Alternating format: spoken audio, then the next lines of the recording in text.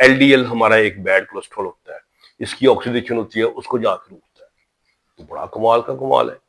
تو اس سے کیا ہوتا ہے، آپ کا ویسل جو ہے وہ ریلیکس کرتی ہے، نائٹرک آکسائڈ کی پروڈکشن بڑھ جاتی ہے، اور نائٹرک آکسائڈ کی جو پروڈکشن ہے جب بڑھتی ہے تو دل جو ہے وہ بھی خوش.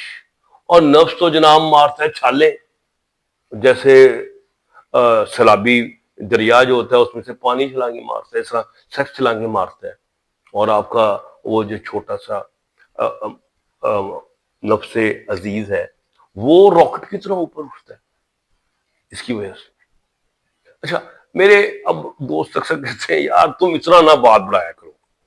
بات یہ کہ ہر چیز امپورٹنٹ ہے.